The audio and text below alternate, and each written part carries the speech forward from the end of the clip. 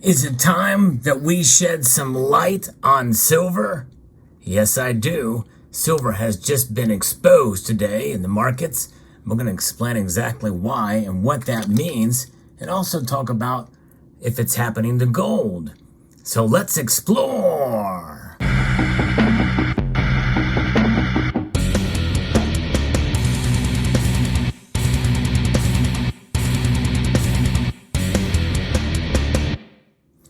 It was a fairly interesting day in the markets. Gold took a hit, but silver took a bigger hit. Now, that is not necessarily unusual. However, we are seeing silver trade pretty much in lockstep with two other metals, and we'll get to those in a moment. But first, let's talk a little bit about what happened in the overall sense of the markets today. We had some job numbers come out, which were better than expected. Go figure. Who is doing the figure? Well, they are chefs. They're chefs at the Cook the Books Club is who they are. And more likely these numbers will get revised back another way, which is why we should be very careful with what we predict for the next Federal Reserve meeting. However, it remains to be seen. We'll see how it plays out. But I'm going to be referencing an article here from CNBC. If you enjoy videos like this where I talk about the markets, and that's something I like to do on the channel, I hope you will consider pressing the thumbs up button down below and sharing this video, as well as subscribing to the channel if you haven't done so already.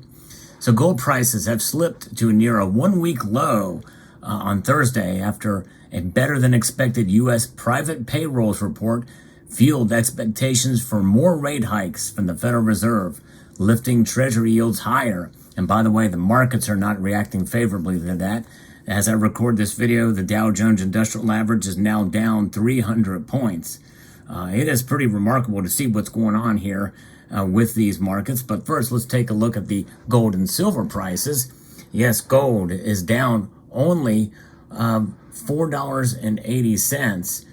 That's a 25 or a quarter point decrease to $1,911.30. Silver is down almost 2%. It's down 1.82% now to $22.78. Platinum and palladium are both down well over 1.5% points for platinum. It's now down to $912. I did something today with regards to platinum. You'll find out in a later unboxing because of these lower prices. I think platinum is a steal, folks. That's just my personal opinion. That's a subject for another video. Palladium also took near the same type of hit. It was suffered a little bit less of a loss, although it has been tanking in recent months.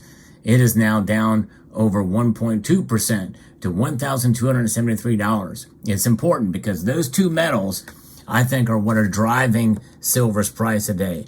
So in other words, silver, unlike gold, is essentially being exposed as a commodity today.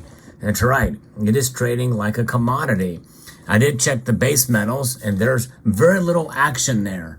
But the high-value precious metals that act as commodities are both being hit. And I think there's something to be said for that none of the pundits are talking about. More on that later here.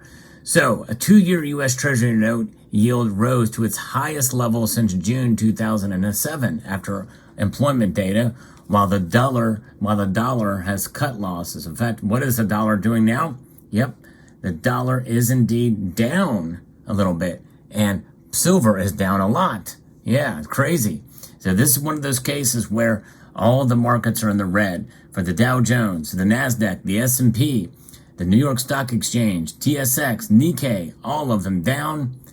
All of them, including gold, the TSX gold, and the dollar index, all down. Crazy. So U.S. private payrolls increased more than expected in June, indicating strength in the labor market despite growing risk of a recession from higher interest rates. The weakness that we're seeing in gold is reflective of the expectations for a Fed that is more likely to raise interest rates at the July meeting, said David Meager, a director of metals trading at the High Ridge Futures. We're seeing continued jobless claims come down in the ADP private payroll numbers that came out better than expected. As a result, we're seeing yields increasing and hence some more pressure applied to the gold market. And really not that much pressure to gold when you think about it. that's the kicker here. There's not that much pressure applied to gold here. It's coming to silver. It's coming and translating into the silver markets instead. It's kind of interesting when you think about it, how that all plays out. And I think it's because of the industrial aspects of these metals. And with the recession risk continuing to be weighing on Americans, even with increased job numbers, this thing could pull us into a recession quicker, which means there'll be less demand for silver and the industrial metals, platinum and palladium. So I think that's what's happening here that people aren't talking about. Data showed the number of Americans filling new claims for unemployment benefits increased moderately last week, pointing out to a gradual easing in labor market conditions. Fed Bank Dallas President Lori Logan said that there was a case for a rate rise at the June policy meeting, in comments that affirmed her view that more rate increases will be needed to cool off a strong economy. Investors now, according to the FedWatch tool, see a near 95% chance of a quarter-point rate hike in July, after last month's pause, according to CME's FedWatch tool. High rates discourage investing in zero-yield gold. So focus now remains on Friday's, that's tomorrow's, U.S.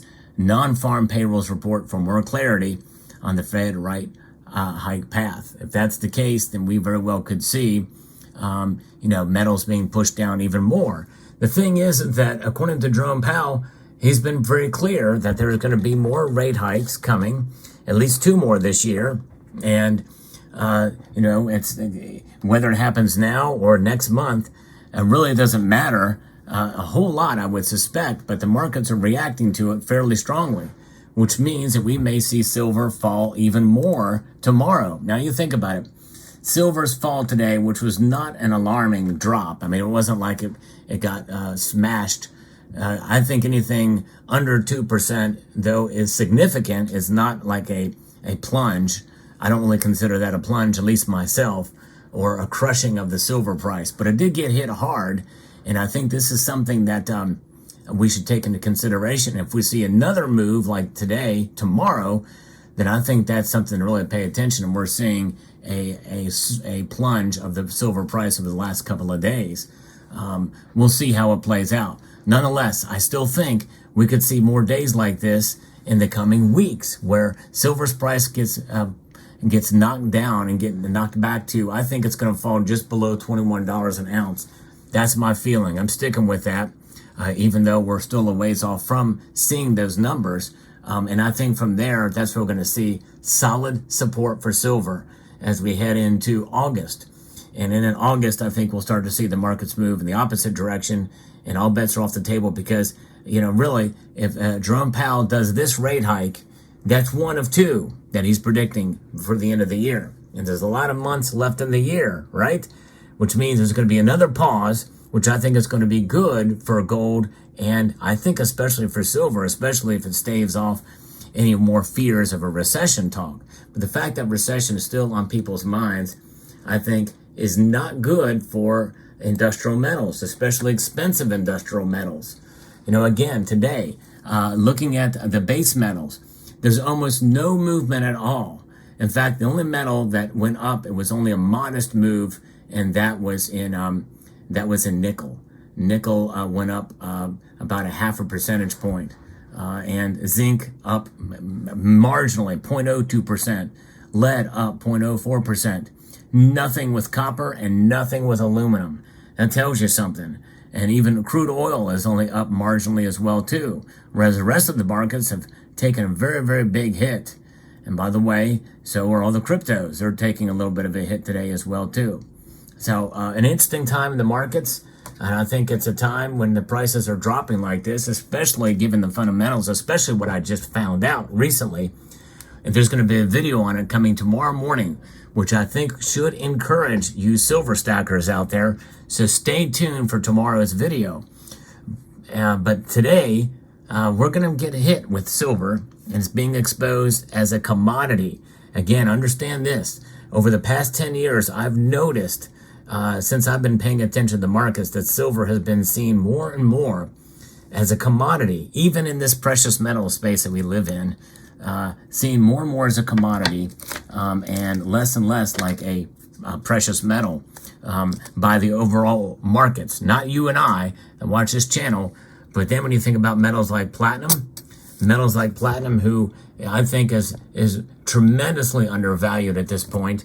I think we're going to see silver potentially follow platinum on the way up. It may not follow at the same pace and same rate, but I think platinum is poised for a bull market. These are my opinions and my opinions alone. And therefore, I'm knowing that I'm not a professional in any way, stretch, or manner, or form.